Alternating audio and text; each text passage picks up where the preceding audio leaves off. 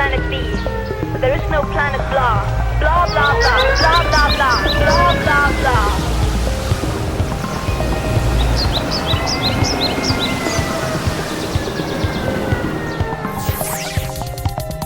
Kinka, klima eta natura krisia.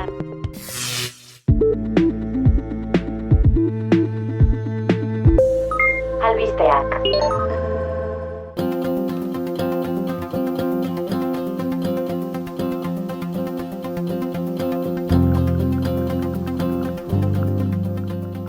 Kaixo entzule, zer moduz? Oportxo batzuen ostean, hemen duzu Kinkaren aleberri bat, baina ohitura galdu gabe, lehenik eta behin azken egunotako albisteak. Parisko akordiotik 57 enpresa handik egin dituzte CO2 isurien 80%, Carbon Majors datu basearen arabera. Gainera, haietako gehienek handitu egin dituzte isuriak.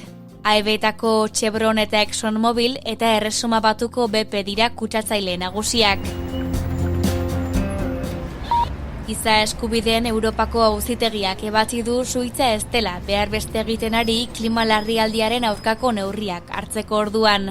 Emakume talde baten salaketari erantzun dio auzitegiak. Europako beste herrialdeek auzio horretan hartutako politikai ere eragin diezaieke erabakiak. Nafarroako gobernuak esan du ez zuela Gipuzkoatik Artaxoara bidalitako lixibiatuak aztertzeko bete beharrik. Gurasos plataformari erantzunez adierazi du hori, eta zehaztu du ez dagoela behartuta hondakinen karakterizazioa egitera. Ez badu susmorik hondakin horiek toksikoak izan daitezkeela.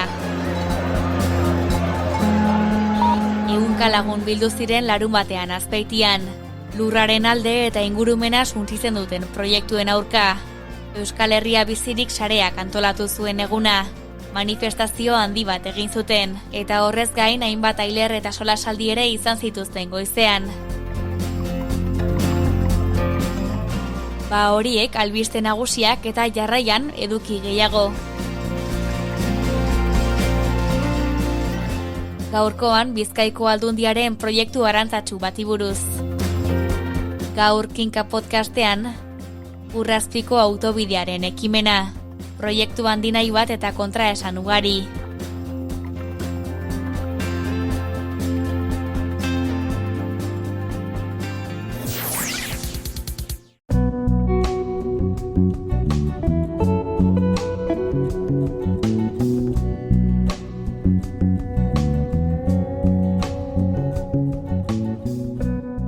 Kaixo, Oli, aspaldiko, zer moduz? Kaixo, ondo. Korrika, aste santuak, errege kopa, topera ibilizara. Bai, eta Kinka ere ez dut alde batera utzi, Ez, hemen zaude, utxegin gabe. Ea, Nagore, zer termino ekarri duzu gaurkoan? Gaurkoan duela gutxi sareetan lagun bat irakurri nion termino bat ekarri dut. Ara, ados, eta zein da? Solastalgia. Solastalgia? Ez dut inoiz entzun, Nagore, zer esan nahi du edo zer da? Azalduko nizuke, baina ziur Aitor Marcos USC, Kalifornia Hegoaldeko Unibertsitateko ikertzaileak ekonomia ekologikoan hobeto azalduko dizula, berari irakurri bainion hitza. Entzun. Solastalgia neologismo bat da, azken handizan edatu dana, larrialdi klimatikoen dimentsio psikologiko bat deskribatuteko. Zehazki, solastalgia nostalgia mota bat da, herrian egonda ere herrimina sentitzen dugunean azalaratzen dena. Larrialdi klimatikoak posible egiten du nostalgia mota berri hau, ze izan be, askotan uholde, zute eta lehortek ingurumen aldatzen dute gure bizitokiak ez ezagun bihurtzeraino. Hau da, gu ez gara gure lekutik mugitu, baina geunden lekuarekiko nostalgia sentitzen dugu. Ez fizikoki urrundu garelako leku horretatik, baizik eta geratzen ari zen ingurumen honek ez duelako gure etxearen antzik. Eta nostalgia hori, galdu dugun etxearena, hori da solastalgia. Mila esker, Aitor, Kaliforniatik bidalitako audio honengatik, nostalgia mota bat da beraz, neologismo bat, herrian bizita herrimina sentitzearen parekoa. Oso ondo, Nagore. Gustatu zait, termino honen berri izana eta Aitor Marcosen beraren azalpenarekin, are gehiago. Bai, eskerrik asko hemendik, Aitorri.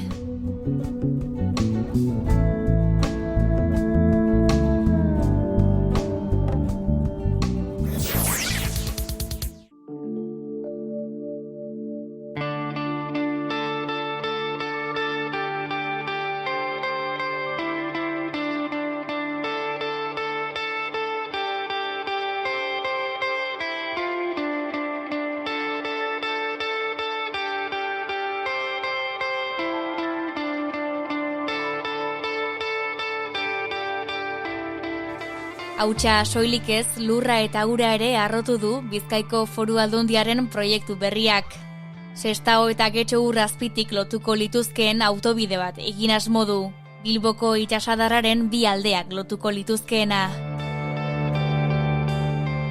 Proiektuak alegazio ugari jaso ditu dagoeneko, eta sortu dute haren aurka egingo duen herri plataforma ere. Subfluviala ez plataforma. Bertako kide da Odei Rodriguez, eta tarte honetan bildu ditu egitasmoaren giltzarri nagusiak. Haren hitzetan kontraesanez josiak. Autobideak sortuko lituzken kalteak kaletzen hasi da. Klima larrialdiari eta ingurumenari buruz aritu da lehenik. Klima larrialdi garaian gauden honetan, honek proiektu ekarriko duena dela Bizkaiko Foru Aldundiak berak onartzen duen bezala trafikoaren handitze bat. Hau da, kotxearen erabilera sustatuko duela. Orain arte garraio publikoz mugitzen zen pertsona kopuru batek hartuko duelako kotxea. Honek azkenan hori oso ondo aztertuta dago hainbat ikerketen bidez, zelan zuk autobide berri bat eraikitzen duzun bakotxean, horrek trafiko berria sortzen duen. Eta beraz, aldertik hori klima larrialdia areagotuko du, inguruko kutsadura atmosferikoa ere areagotuko du, eta gainera trafiko pilaketa berak ere handituko ditu. Egia lekuz mugituko dituela agian apurtxoak, baina trafiko pilatik eta berak ere handituko ditu. Aurrekontuari buruz mintzatu da jarraian. Azaldu du hasieran 450 milioi izango direla, baina ohartarazi du askoz gehiago ere izan daitezkeela. Zelako dirutza gastatu nahi duen Bizkaiko Foru Aldundiak obra honetan, momentuz iragarpenek diote 450 milioi izango direla, eta honeko nahikotxo dela, baina gainera guk aurra ikusten duguna da, 450 milioi horiek, 600 edo 800 milioitan bihurtzea. Izan ere, ikusi dugu azkenengo urteetan azpiegituren kostua zelan handitzen doan beti, eta gainera azpimarratu behar dugu azpiegitura hau teknikoki oso konplexua dela. Lur areatsu batzuetatik pasatuko da, berez, badakigu hor Donostian adibidez ikusi dugu, ez da gertatzen den, zuk tunel bat eraikitzen duzunean, area eta ura dagoen inguru baten ez, kostuak gorantza da zela, eta gainera Sestao inguruan ere bai, lur kutsatuak daude. Kenan industrialde baten azpitik pasatuko delako, eta hor terreno kutsatuak daude, beraz horrek ere teknikoki zaitasun handiagoa dakartza. Ikusten dugu, hori 450 milioi baino gehiago kostatuko duela, eta beraz pentsatu behar dugu, diru hori, beste gauzatzutan inbertitzea gure ustez, hobea izango litzatekeela, ez osasun publikoan, edo zaintza sistema publikoan, edo garraio publikoa sustatuz, ez? Horretaz guztiaz gain herrikidek jasango dituzten ondorioak izan ditu hizpide. Kalte nagusiak Artazarromo ikastetxeak pairatuko ditu. Zarata, jolastokiaren galera, aire eta are kutsadura, makineria astunaren joan etorriak, bereziki asko kaltetuko duela Artatza Romo institutoa. Obra, asko dugu instituto ondotik pasatuko dela, baina berez teknikoki instituto azpitik ere pasatuko da. Eta patioaren parte handi bat kenduko dio institutoari. Orduan horrelakan guztiarekin, ez? 4 urte edo gehiagoko obra batzuk izatea, zuk egunero ikasi behar duzun edo zure lantokiaren instituto horretan, horrek eragin oso larriak izango ditu. Berez, Foru Aldundiaren informeek eurek ere onartzen dute, 50 dezibelio inguruko zarata jasan beharko dutela bertako ikasle eta langileek, ez horrek suporatzen duenarekin. Zarata epatu dut, baina badaude ere beste kutsadura mota batzuk, arearen bidez areak suporatzen duen kutsadura, trafikoaren handitzea, hortik kanbioia pasatu zeten gabe. Halaber, ekintzailea kontatu du berdegune handi bati ere eragingo diola proiektuak. Artatza parkeari hain zuzen. Hor ondoan ere Artatza parkea dago, hor aipatu behar dugu, igual Bizkaitik kanpo entzulek ez dute ezagutuko, baina avanzada errepidea ere hortik dago, Leioa zerkatzen duen errepidea honek sekulako trafikoa dauka. Zorionez, errepide horren ondoan Artatza parkea dago, parke presente handi bat, hainbat arbolarekin, orban hori, kutsadura hori, hainbat auzotatik aldentzen duena. Obra hauek hartuko lukete parke horren eren bat, obertan zehar, eta gero ere ikusiko genuke, zelan gelditzen den parkea, eta orban horrek suporatuko, orain arte birika berdea zer ingurune hori, tuko dela kutsadura sortzeko eremu bat, ez.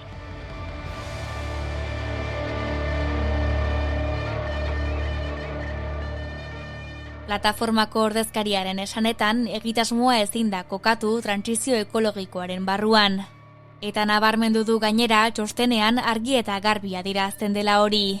Bai, proiektuan bertan onartzen dute, azpiegitura hau, klima aldaketaren aurkako helburuen edo garraio sostengagarriago bat lortzeko bidearen aurka egiten duela, baina hala ere, aurrera egitea erabaki dute, eta guk hori ikusten duguna da, herritarron osasuna edo ingurugiroaren ongizatearen gainetik eraikuntza enpresen interesak ipintzen dituztela, bestela azpiritu dago ezin delako inondik inora ulertu. Alde horretatik, ekintzaileak zuriketa berdearen zantzuak ikusi ditu Bizkaiko Aldundiaren jokabidean.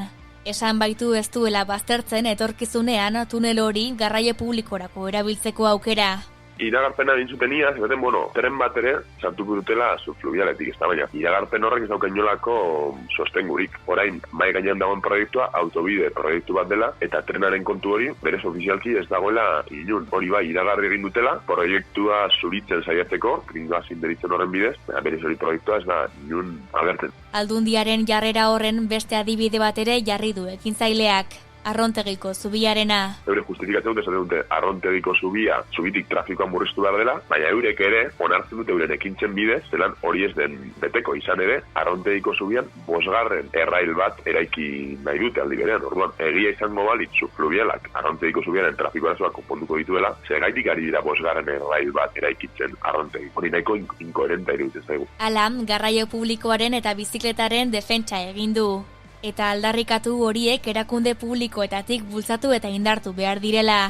Baliabide ekonomikoak horretara bideratuz. Zentzu horretan egia da, ikusten dugula, Arrontegiko zubian trafiko gehiagi dagoela, avanzadan trafiko gehiagi dagoela, horretarako soluzioa ez da autobide berri bat eraikitzea eta beraz kotxearen erabila sustatzea, baizik eta soluzioa izan behar dena da, garraio publikoa indartzea eta bizikleta ere indartzea. Zentzu horretan, bereziki larria iruditzen zaigu, zelanka Arrontegiko zubia, goizetan, trafiko askorekin egoten da, baina gehien bat trafiko hori sortzen da, ezker aldetik Txorierrira doan jendearen partetik ez, trafikoaren euneko oso handi bat. Izan ere, bi eskualde hauek oso txarto komunikatuta daude garraio publikoaren bidez. Hori gainera, Bizkaiko Foru Aldundia berak ere errepiden PTS berrian onartzen du. Izan ere, ezkerraldetik Txorierrira edo alderantziz bidaiatzeko garraio publiko kotxez baino 3,13 bider denbora gehiago behar duzu. Eta beraz, garraioen euneko 6 bakarrik egiten da garraio publiko bidez. Orduan guk biloguna da, guazen hobetzera garraio publikoaren konexioa bingulo horietan, izan ere euneko 6tik dezentan ditu daiteke.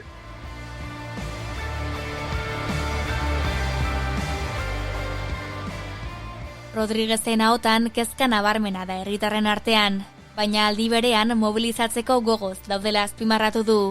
Gehieman momentu Romo Leioan inguruan kezkan nabarmena den, azkenean autokide asko hori eragingo dio, institutoari berari eragingo dio, odan hor kezka handia dago, eta, jendea mobilizatzeko gogotsu. Adibidez aurreko ikusi genuen plataformaen aurkezpenean, ia 200 lagun bildu ginela Deltan Artenta Parkean, orduan ikusten dugu jendea gogotsu dagoela, baina denaren guk zabaldu nahi dugun mesua dela, honek ez diola bakarrik Romo eta Leioari eragingo, koza aratago doalako, alde batetik diru guzti hori, dirutza hori, bizkaitar guztiok ipiniko dugulako, eta bestetik honek eragingo duen kutsadura, eta, klima larrialdeago areagotzea, ere, bizkaitar guztiok eta aratago sufrituko dugulako. Ez orduan guk esan nahi dugu hau Bizkaia mailako arazo bat dela, izan ere Bizkaiko Foru Aldundiak kargeta garbitu daudela eurentzako proiektu estrategikoena, eta gainera, honen ostean ere, beste autobide gehiagonentzako planak daudelako. Azkenean, Bizkaiko Foru Aldundian ikusten dugu azkenen urtean, zenan autobide bakoitza egiten autobide bakoitza itxakia da, beste autobide batzuk sortzeko, ez horrek trafiko areagotzen duelako, eta orduan gero, beste autobide batentzako baterekitzeko aukera ematen dielako. Horregatik datozen asteotan egingo dituzten ekitaldietara joateko gonbidapena egin die guztiei. Hilaren 28an egingo dute lehena. Bai, momentuz bi hitzordu zehaztuta ditugu, apirilaren 28an. Bizikleta martxa bat egingo dugu, Portugaletetik hasi, gero Barakaldo, Portugaletez, Estao, Barakaldo, Bilbo, eta gero hortik Erandio Leioa, eta Artatxa Parkean amaituz, ez? Hor, Getxo eta Leioa artean, hori apirilako 28an izango da. Eta gero, ekainaren 15an, hori bai data jakitugu, manifestazio handi bat egiteko, lekua eta ordua ez ditugu zehaztu, baina horretan gabiltza, benetan mezu argi bat bidatzeko Bizkaiko Foru Aldundiari eta argi izateko azpiegitura hau ez dugula nahi, eta benetan trantsizio ekologiko baterako bidean ipini behar garela, eta ezin dugula kotxea sustatuz jarraitu.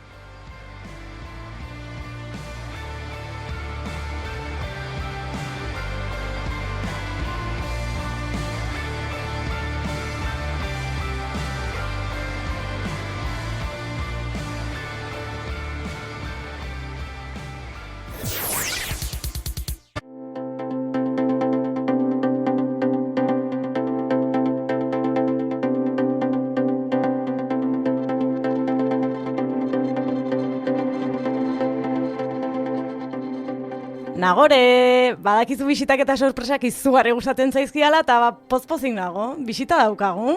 Bai, luxuzko bisita gainera, hemen dugu Maiaren bueltan Imanol Landa Medrano. Kaixo, ongietorri. Bueno, luxuzkoa hemen jasotzeten tratu da. Imanol, gauza bat. Aurreko batean energiaren inguruko 5 galdera egin nizkizun, eta izugarri gustatu zitzaidanez, pentsatut gaur ere beste hainbeste egitea. Ados? Gaur orduan, energiari buruzko beste 5 galdera? Hori da, egingo du lehenengoa? Aurrea. Euskal Herrian, Imanol, zer energia erabiltzen dugu? Frantzian okerrez banago zentral nuklearretatik eskuratzen dute, eta ondorioz baita iparraldean ere, baina gu orain hegoaldean gaude, eta hegoaldean nondik eskuratzen dugu? Ez daukat zehazki hegoaldeko informazioa, baino Espainiar estatuan aurratzen nahi dan unez zehatz hontan eguzki energia. Electricity Map aplikazioa konsultatu etoentxe bertan, eta normalen gasa erabiltzean arren, oen eguzki energia erabiltzen egia. Eta zer da Electricity Map delako hori? Estatu askon energia konsumon informazioa eta energia hauen iturriak zehazteitun aplikazioa. Ze interesgarria, gordeko dugu izena. Eta bigarren galdera hori? Gas hori nondik ekartzen dugu, zein dira gure hornitzaileak? Handienak Argelia eta Estatu Batuk. Eta Errusiak orduan, Imanol, ez du gasa bidaltzen Euskal Herrira? Kantitate oso txikitan izatezkeotan. Eta orduan nolatan eragiten digu Errusiako gerrak gasaren prezioan? Kontua Errusiak esportazioak mugatzea aldin baitu, gainontzeko hornitzaiek eskaera handigo izango duela. Horrek esan nahi du Espainiak garestigo erosi beharko dula gasa. Alegia, eskaria handitu egin denez, Errusiatik kanpo ere prezioak igo egin direla? Hoi da. Ados, laugarren galdera egin nahi duzu oli? Noski. Ea, gasbidea edo nola deitzen zaio, gasa ekartzeko erabiltzen den bideari? Gasbidea ditze zaio. Asmatu dut? Baina ez da bide bakarra. Gas likuatu bezala ere importatzea. Gasbideaz baino kopuru handigotan 2021 eta 2022 urtetan. Zer da gas likidotua? Presio altu eta temperatura txikin eraginez, gas egoeratik likidoa pasatako gasak. Hola, hobeto bilte iratzeie. Ados, lehenago orduan gasbideak erabiltzen ziren, eta orain gas likidotua gehiago erabiltzen da. Hoi da. Ederki, eta azken galdera oli? Ea 5. eta azkena ez da bakarra izango. Tranpatxo egingo dut eta galdera batean zenbait galdera egingo dizkizut, bale? Euskal Herrian edo Iberiar penintsulan badaude gas aztarnategiak, eta baldin badaude, badakizu non dauden. Eta horietatikan eskuratzen alda gasik. Espainian ustiategi garrantzitsu bat izan zen 80ko hamarkadan. Bai, zein? Kantabriako La Gaviota, baino garreun agortuta dago. Iberiar penintsulan gasa egon badao, baino ateatzeko frakina ibili beharra dau eta teknika horren segurtasuna zalantzagarria da. Euskal Herrin debekatuta dago adibidez. Beraz, gasa da normalean erabiltzen dugun energia, gas hori Aljeriatik eta Abeetatik lortzen dugu, ez Errusiatik, gas likidotu moduan ekartzen da eta baita gasbideen bidez ere. Ondo laburtu aldut? Ondo ez, oso ondo. Mila esker, Imanol. Hori da, Imanol, eskerrik asko. Zuei, agur.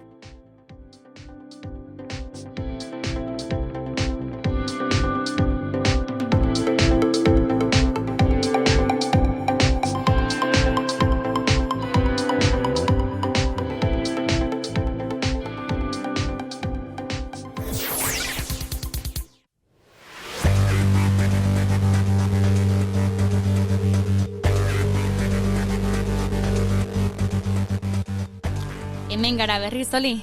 Albiste positiboen adalean. Hori da? Horretarako baina albiste positibo bat behar dugu, Nagore? Zein ekarri duzu gaur? Zuriketa berdeari eta etiketa engainagarriei buruzko albiste bat. Ara, ados, kontatu ba. Europako Parlamentua eta Kontseilua ados jarri dira saltzaileen marketing ekologista edo marketing berde arautzeko, eta hala, kontsumitzaileak enpresen praktika deslegeletatik babesteko. Begira, zer ondo? Eta zer egin dute? Zuriketa berdearen aurkako neurriren bat hartu dute edo horri erregulatzeko erabakiren bat proposatu? Merkataritza jardunbide desleialen araudia eta kontsumitzaileen eskubidei buruzko araudia aldatu dituzte, Otsailaren 20an onartu zuten aldaketa eta herrialdeek 18 hilabete izango dituzte ura beren legedian integratzeko. Bi dira, helburu nagusiak zuriketa berdea eragoztea eta produktuen jasangarritasuna dela eta kontsumitzaileak ez engainatzea. 3 datu kontuan hartzeko akorduan, bata 18 hilabete izango dituztela legedia integratzeko, Eta bi helburu nagusi dituela, bata zuriketa berdea eragoztea eta produktuen jasangarritasuna dela eta kontsumitzaileak ez engainatzea, horixe esan duzu, ezta? Hori da. Nagore, pentsatzen hasten naiz zenbat alditan engainatuko gintuzten. Badaukat datu bat ideia bat egiteko, Europako batzordeak hain justu ere ikerketa bat egin zuen 2008an, eta ondoriozatu zuen Europako batasunean aztertu zituzten ingurumen etiketen 43,3 oinarri gabekoak edo engainagarriak zirela. 43,3 alegia etiketen erdia baino gehiago. Bai. Zer esan dezaketea, hemendik aurrera argazki hori aldatzen den behintzat. Maitu dugu gaurko atala ere. Bai, eta eduki asko bildu ditugu gaurkoan ere. Solastalgia zer den ikasi dugu hiztegian, erreportajean Sestao eta Getxo lotuko lituzkeen itsasadar azpiko autobidez aritu gara, Sukarroriako Odei Rodriguez kidearekin, eta aholkuen atalean energiaz hitz egin digu Imanol Landa Medrano kolaboratzaileak. Hori da, eta agurtzeko kantu bat ekarri dugu. Ze kantu, Nagore? Gaurkoan Itaka taldearen Urezko kantua. 15 egun barru elkartuko gara berriz hemen berriaren klima eta natura krisiari buruzko Kinka podcastean. Kinka, haizeak adina jakiteko. Eta gogoratu, 15 hitzordu egin ahal izateko berria lagunak beharrezkoak ditugula. Beraz, gustora entzuten bagaituzue arpidetu buletinera eta egin berria laguna. Eskerrik asko Olin eta eskerrik asko Uinaz bestaldea, zaueten guztioi ere. Eskerrik asko zuri, Nagore.